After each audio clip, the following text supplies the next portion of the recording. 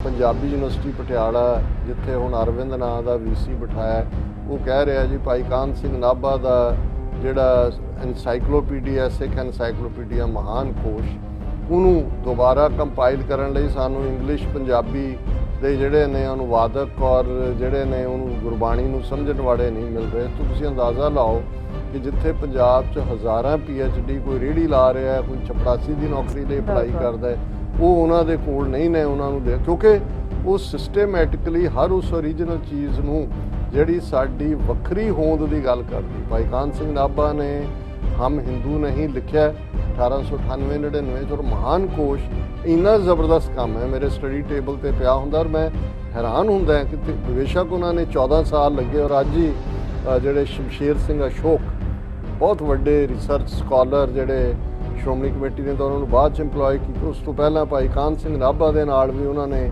ਕੰਮ ਕੀਤਾ। 100 ਤੋਂ ਜ਼ਿਆਦਾ ਉਹਨਾਂ ਦੀਆਂ ਕਿਤਾਬਾਂ ਰਿਸਰਚ ਪੇਪਰ ਨੇ ਔਰ ਕਿਸ ਕਿਸਮ ਦੇ ਫਕੀਰ ਕਿਸਮ ਦੇ ਲੋਕ ਸਨ ਸਕਾਲਰਲੀ।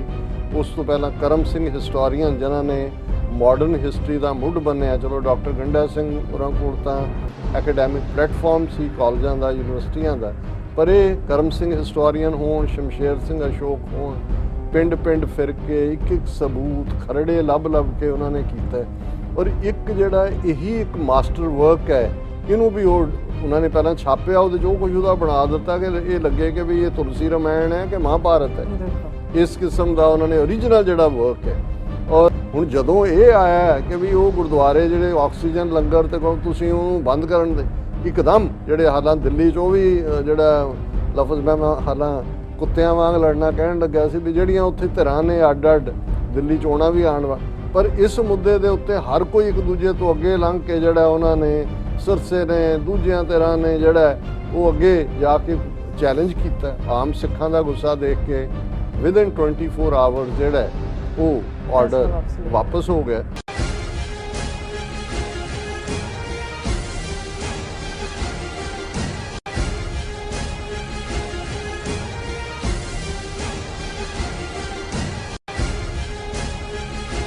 दिल्ली अदालत ने अपना वो आदेश वापस लै लिया है जिस दे तहत बसंत विहार इलाके के गुरुद्वारियां नूं लगभग बंद करने वाला जिहड़ा फैसला सुनाया गया सी।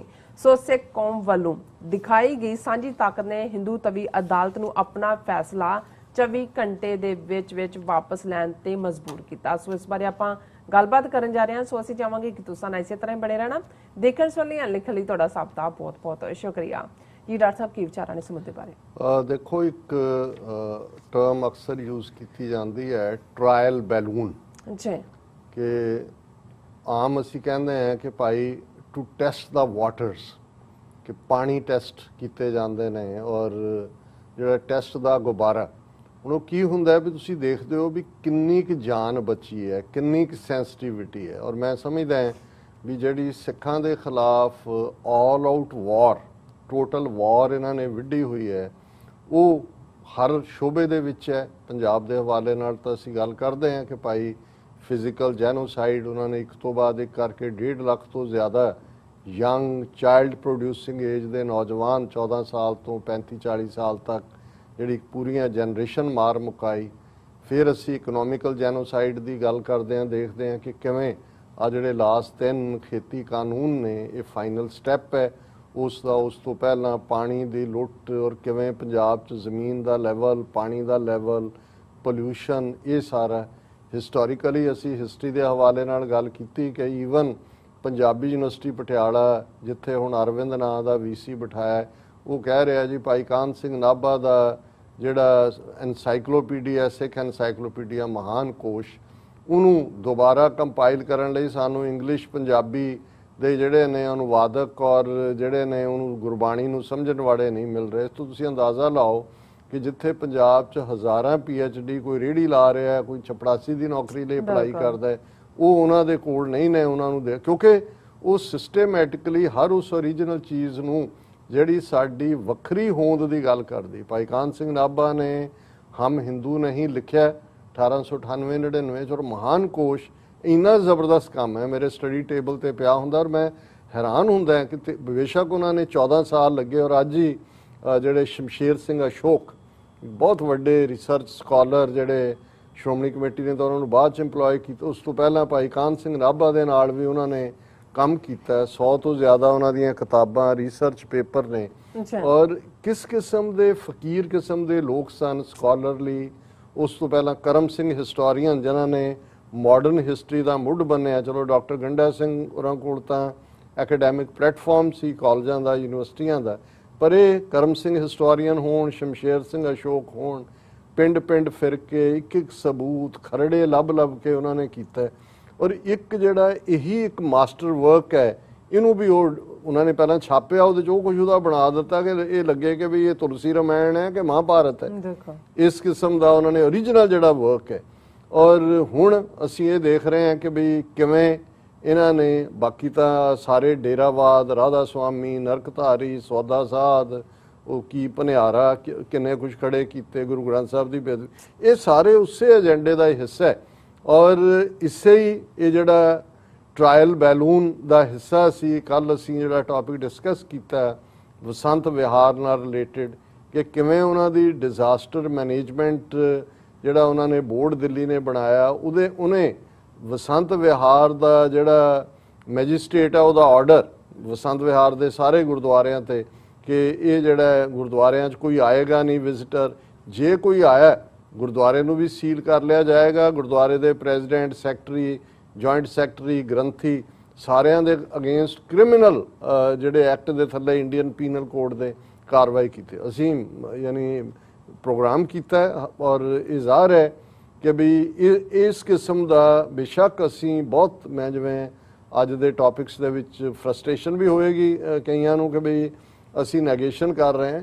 ਇਹ ਠੀਕ ਹੈ, ਅਸੀਂ ਜਦੋਂ ਸਿਆਸੀ ਤੌਰ ਤੇ ਨਾਈਵਿਟੀ ਦੀ ਗੱਲ ਕਰਦੇ ਹਾਂ ਤੇ ਉਹ ਅਸੀਂ ਨਾਈਵ ਹੈਗੇ ਹਾਂ। ਜੇ ਅਫਗਾਨਿਸਤਾਨ ਦੀਆਂ ਡਿਵੈਲਪਮੈਂਟ ਸਾਨੂੰ ਬੌਦਰ ਨਹੀਂ ਕਰਦੀਆਂ, ਪੰਜਾਬ ਦੇ ਵਿੱਚ ਸਿਆਸੀ ਧਿਰਾਂ ਕੀ ਡਰਾਮੇਬਾਜ਼ੀ ਕਰ ਰਹੀਆਂ, ਲੇਕਿਨ ਇਹਦੇ ਬਾਵਜੂਦ ਕੋਈ ਹੈ ਨਹੀਂ ਕਿ ਵੀ ਕੋਈ ਉਹਦਾ ਅਸੀਂ ਆਲਟਰਨੇਟ ਦੇ, ਅਸੀਂ ਉਸੇ ਹੀ ਦੌੜ 'ਚ ਪਏ। ਸਿੱਧੂ ਨੇ ਕੀ ਕਿਹਾ, ਅਮਰਿੰਦਰ ਨੇ ਕੀ ਕਿਹਾ, ਬਾਦਲ। ਪਰ ਇੱਕ ਗੱਲ ਜਿਹੜੀ ਸਾਡੀ ਸਟਰੈਂਥ ਹੈ, ਔਰ ਸ਼ਾਇਦ ਅੰਗਰੇਜ਼ਾਂ ਨੇ ਇਹਨੂੰ ਬਹੁਤ ਚੰਗੀ ਤਰ੍ਹਾਂ ਸਮਝ ਲਿਆ ਸੀ, ਇਸ ਲਈ ਉਹਨਾਂ ਨੇ ਸਾਡੇ ਧਾਰਮਿਕ ਮਾਮਲਿਆਂ 'ਚ ਇੱਕ ਵਾਰ ਤਾਂ ਉਹਨਾਂ ਨੇ ਮੰਤ ਖੜੇ ਕਰਤੇ, 50-60 ਸਾਲ ਉਹਨਾਂ ਰਾਹੀਂ ਲੈ ਗਏ।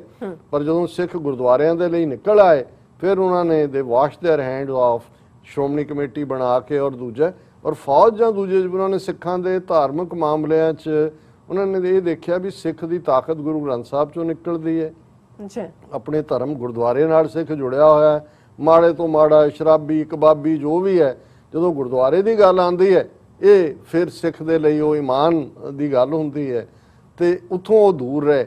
ਇਹਨਾਂ ਨੇ ਵੀ, ਨਹਿਰੂ ਨੇ 50ਵਿਆਂ ਦੇ ਵਿੱਚ ਸ਼੍ਰੋਮਣੀ ਕਮੇਟੀ ਔਰ ਚੋਣਾਂ ਦੇ ਵਿੱਚ ਸਿੱਧੀ ਕਾਂਗਰਸ ਐਜ਼ ਏ ਪਾਰਟੀ ਲੜਦੇ ਹੁੰਦੇ ਸੀ, ਕਮਿਊਨਿਸਟ ਵੀ ਲੜਦੇ ਸੀ, ਇੰਟਰਫੀਅਰ ਵੀ ਕਰਦੇ ਸੀ। ਸਿੱਖਾਂ ਨੇ ਫਿਰ ਜਦੋਂ ਪ੍ਰੋਟੈਸਟ ਲਾਈਨ ਲਈ, ਫਿਰ ਨਹਿਰੂ ਤਾਰਾ ਸਿੰਘ ਇੱਕ ਪੈਕਟ ਹੋਇਆ ਸੀ ਜਿਹਦੇ ਥੱਲੇ ਗੁਰਦੁਆਰਿਆਂ 'ਚ ਇੰਟਰ ਕਰਦੇ ਤਾਂ ਅਜੇ ਵੀ ਨੇ ਸ਼੍ਰੋਮਣੀ ਕਮੇਟੀ ਚੋਣਾਂ, ਪਰ ਸਿੱਧੇ ਤੌਰ ਤੇ ਦਖਲਅੰਦਾਜ਼ੀ ਇਹਨਾਂ ਨੇ ਨਹੀਂ।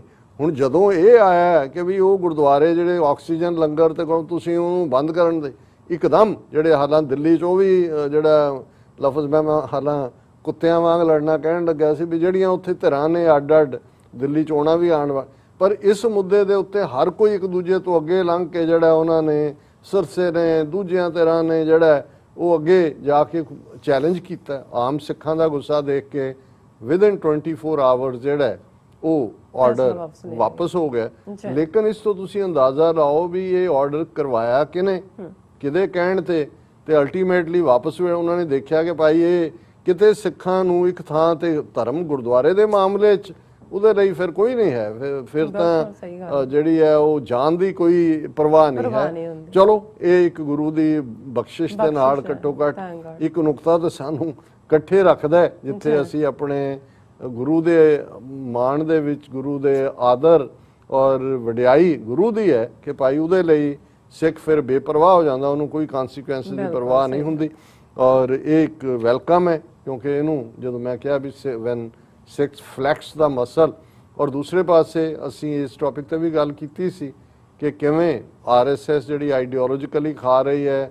ਗੋਬਿੰਦ ਗੀਤਾ ਦਾ ਜ਼ਿਕਰ ਮੋਦੀ ਨੇ 5 ਅਗਸਤ 2020 ਨੂੰ ਕੀਤਾ ਅਯੁੱਧਿਆ ਸੈਰਾਮਨੀ ਵੇਲੇ, ਔਰ ਹੁਣ ਉਹ TKS ਤੁਲਸੀ ਟੁਚਾ, ਉਹਦੀ ਮਾਂ ਤਾਂ ਮਰ ਗਈ ਹੋਈ ਹੈ, ਬਲਜੀਤ ਕੌਰ ਕੇ ਕੀ ਨਾਂ ਰੱਖਿਆ, ਪਰ ਉਹ ਘਰ ਵਾਲੀ ਤੇ ਧੀ ਸਾੜੀਆਂ ਬਣਾ ਕੇ ਉੱਥੇ ਖੜਾ ਕਿ ਜੀ ਮੋਦੀ ਨੂੰ ਉਹਨਾਂ ਨੇ ਰਾਮਾਇਣ ਆਫ ਗੁਰੂ ਗੋਬਿੰਦ ਸਿੰਘ ਉਹ ਸਾਰੇ ਤੇ ਅਸੀਂ ਗੱਲ ਕੀਤੀ। ਤੇ ਹੁਣ SCPC ਨੂੰ ਵੀ ਲੱਗਿਆ ਵੀ ਸਿੱਖਾਂ 'ਚ ਇਸ ਗੱਲ ਦਾ ਗੁੱਸਾ ਹੈ ਕਿ ਵੀ ਕੀ ਹੈ, ਔਰ ਨਾਲ ਦੀ ਨਾਲ ਉਹਨਾਂ ਨੇ ਮੰਗ ਕਰਤੀ ਅੱਜ SGPC ਨੇ ਕਿ ਵੀ SGPC rules out existence of Gobind Ramayan, Sikhs immediate ban on this book। ਉਹਨਾਂ ਨੇ ਕਿਹਾ ਵੀ ਗੁਰੂ ਗੋਬਿੰਦ ਸਿੰਘ ਸਾਹਿਬ ਨੇ ਕੋਈ ਰਾਮਾਇਣ ਨੂੰ ਉਹਨਾਂ ਨੇ ਤਾਂ ਗੁਰਬਾਣੀ ਤਾਂ ਇਹੀ ਕਿ ਰੋਵੇ ਰਾਮ ਨੇ ਕਾਲਾ ਪਿਆ, ਸੀਤਾ ਲక్ష్మణ ਵਿਛੜ ਗਿਆ, ਰਾਮ ਬਾਕੀਆਂ ਦੀ ਤਰ੍ਹਾਂ ਰੋ ਰਿਹਾ ਕਿ ਭਾਈ ਸੀਤਾ ਕਿੱਥੇ ਗਈ, ਲక్ష్మణ ਕਿੱਥੇ ਗਿਆ। ਔਰ ਇਹਦੇ 'ਚ ਕੋਈ ਸ਼ੱਕ ਨਹੀਂ ਹੈ ਵੀ ਜੇ ਅਨੁਵਾਦ ਨੇ ਜਾਂ ਦੂਜੇ, ਪਰ ਜਿਸ ਤਰੀਕੇ ਨਾਲ ਇਹਨੂੰ ਪ੍ਰੋਜੈਕਟ ਕੀਤਾ ਗਿਆ ਸੋ ਅਸੀਂ ਸਮਝਦੇ ਹਾਂ ਵੀ ਇਹ ਗੋਂਗਲੂਆਂ ਤੋਂ ਮਿੱਟੀ ਲਾ ਦਿੱਤੀ ਹੈ ਉਹਨਾਂ ਨੇ। ਪਰ ਇਹ ਗੱਲ ਦੱਸਦੀ ਹੈ ਵੀ ਜਦੋਂ ਕੌਮ ਦੇ ਵਿੱਚ ਅਵੇਅਰਨੈਸ ਹੁੰਦੀ ਹੈ ਕਿਸੇ ਇਸ਼ੂ ਤੇ ਫਿਰ ਬੈਕ ਟਰੈਕ ਕਰਨ 'ਚ ਵੀ ਕੋਈ ਬਹੁਤਾ ਵਕਤ ਨਹੀਂ ਲੱਗਦਾ। ਜੀ ਡਾਕਟਰ ਸਾਹਿਬ ਤੁਹਾਡਾ ਬਹੁਤ ਬਹੁਤ ਧੰਨਵਾਦ। ਸੁਣਦੇ ਨੇ ਬ੍ਰੇਕ ਵਿਊਅਰਸ, ਤੁਸੀਂ ਕਿਤੇ ਨਹੀਂ ਜਾਣਾ, ਮਿਲਦੇ ਹਾਂ ਛੋਟੇ ਜਿਹੇ ਬ੍ਰੇਕ ਤੋਂ ਬਾਅਦ।